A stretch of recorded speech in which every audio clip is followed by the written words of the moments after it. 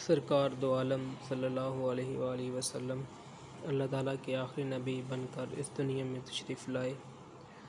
اللہ کریم نے جس طرح دیگر انبیاء کرام کو مختلف معجزات عطا فرمائے، اسی طرح سرکار دو عالم صلی اللہ علیہ وآلہ وسلم کی ذات کو سراپا معجزہ بنا کر دنیا میں بھیجا ہے۔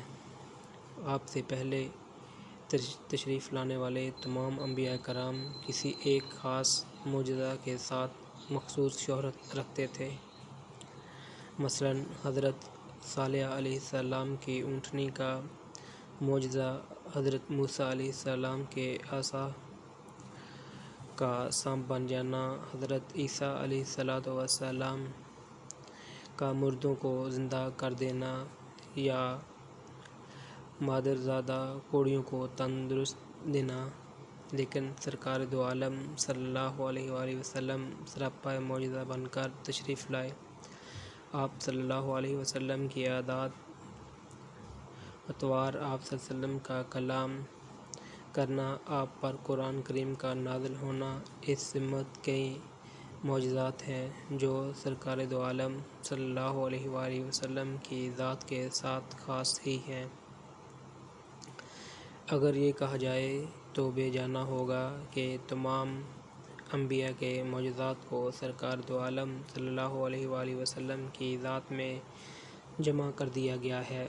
لیکن جس معجزہ کا ذکر آج ہم کرنے جا رہے ہیں وہ ایسا معجزہ ہے جو آپ صلی اللہ علیہ وآلہ وسلم سے قبل کسی نبی کو عطا نہ ہوا، اور وہ معجزہ شکل قمر کا ہے، یعنی چاند کو دو ٹکڑے کر دینا۔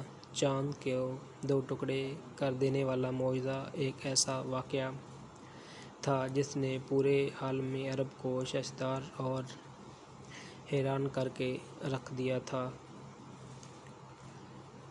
اور اس کی اہمیت اس لحاظ سے مسلم ہوگی کہ اس معجزے کی تصدیق کے لیے خصوصی طور پر اللہ کریم نے سورۃ قمر کی آیات طباعت نمبر 1 سے لے کر 3 نازل فرمائی، جس میں اللہ کریم نے ارشاد فرمایا ہے، ترجمہ: قیامت قریب آ گئی ہے اور چاند شق ہو گیا، اور اگر وہ کوئی نشانی دیکھتے ہیں تو منہ پھیر لیتے ہیں اور کہنے لگتے ہیں یہ بڑا زبردست جادو ہے۔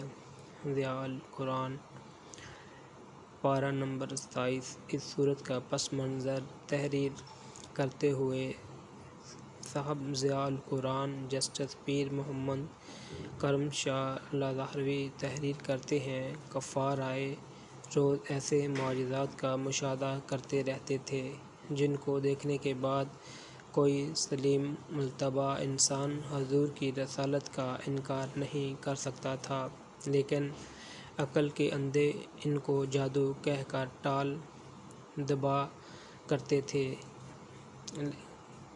آخرکار ایک رات ان کی فرمائش پر شکل قمر کا معجزہ دکھایا گیا۔ مکہ کے سارے باشندے منی کے کھلے میدان میں حاضر تھے، آسمان پر چاند چمک رہا تھا۔ سرور کائنات صلی اللہ علیہ وآلہ وسلم نے انگلی کا اشارہ کیا۔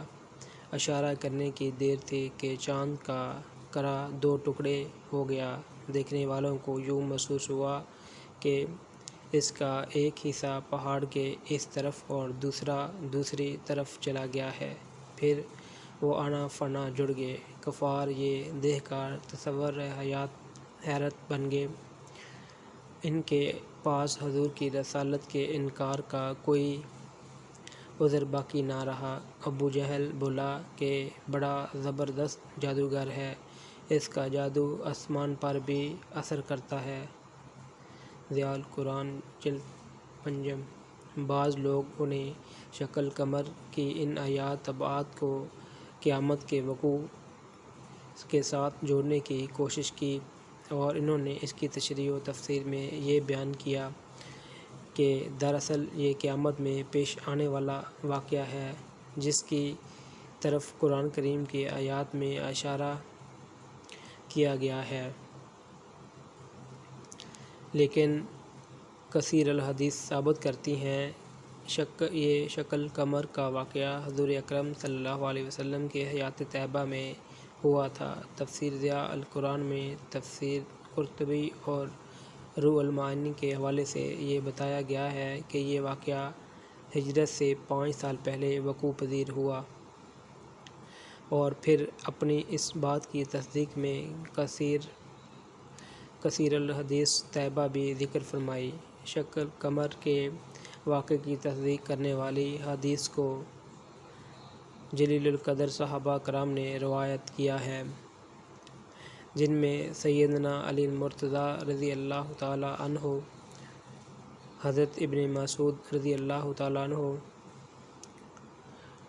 انس بن مالک رضی اللہ تعالیٰ عنہ،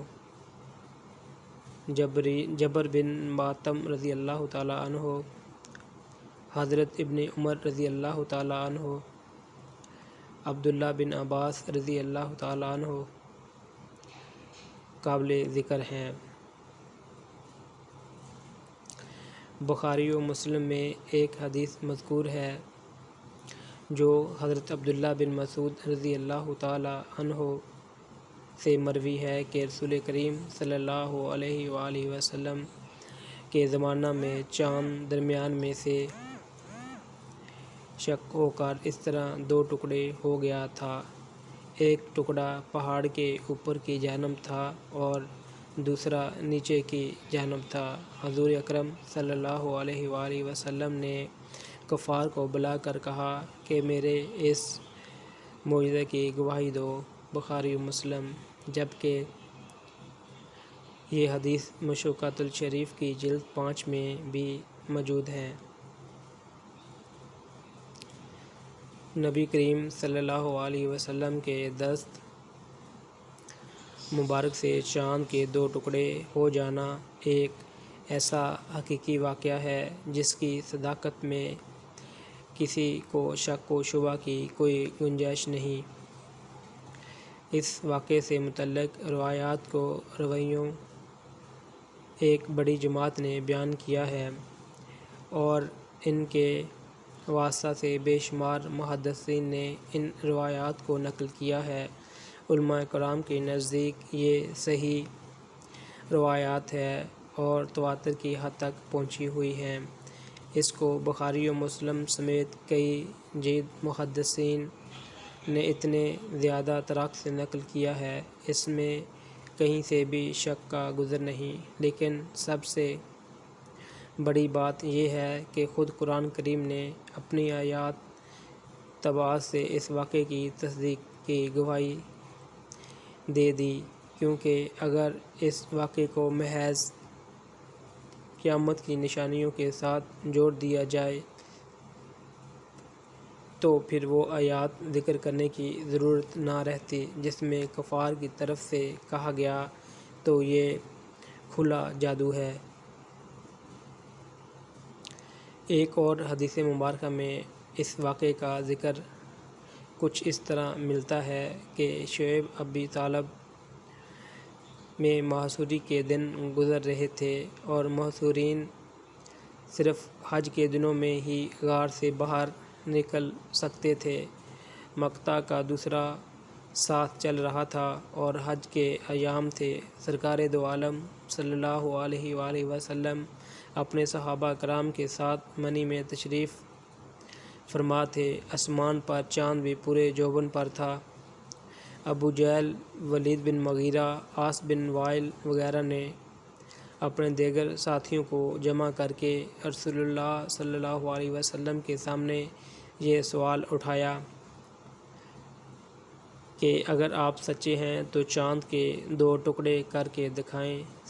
سرکار دو عالم صلی اللہ علیہ وآلہ وسلم نے فرمایا کہ اگر میں ایسا کر دوں تو کیا تم ایمان لاؤ گے؟ سب نے کہا کہ ہم ایمان لائیں گے۔ حضور اکرم صلی اللہ علیہ وسلم نے اللہ تعالیٰ سے دعا فرمائی اور چاند کی طرف انگلی کر کے اشارہ کیا تو چاند کے 2 ٹکڑے ہو گئے۔ چاند کا ایک ٹکڑا کوہ حرا کے اوپر تھا اور دوسرا اس کے دامن میں تھا۔ آپ صلی اللہ علیہ وسلم نے ہر کافر کو نام لے کر پکارا اور کہا، اے فلاں بن فلاں گواہ رہنا، اے فلاں بن فلاں گواہ رہنا۔ سب لوگوں نے چاند کے ٹکڑے اچھی طرح دیکھ لیے۔ دو ٹکڑے ایک دوسرے سے اتنی دوری پر ہو گئے تھے کہ بیچ میں ہرا پہاڑ نظر آ رہا تھا، لیکن کفار نے اس پر کہا کہ یہ جادو ہے۔ ابو جہل نے کہا کہ اس معاملے کی مزید تحقیق کریں گے۔ اگر یہ جادو ہوا تو صرف ہم لوگوں پر ہی ہو سکتا ہے، جو لوگ یہاں پر موجود نہیں ہیں، یا دوسرے شہروں اور ملکوں میں ان پر تو جادو نہیں ہو سکتا۔ چنانچہ دور دراز کے لوگ جب آئے اور ان سے چاند کے ٹکڑے ہونے کے حوالے سے پوچھا جاتا تو سب اقرار کرتے کہ ہم نے بھی چاند کے دو ٹکڑے ہوتے دیکھا ہے۔ صحابہ کرام رضی اللہ تعالیٰ علیہ اجمعین میں سے حضرت عبداللہ بن مسعود، حضرت حذیفہ اور حضرت جبیر بن مطعم رضی اللہ تعالیٰ عنہ اس کے عینی گواہ تھے، جو موقع پر موجود تشریف فرما تھے۔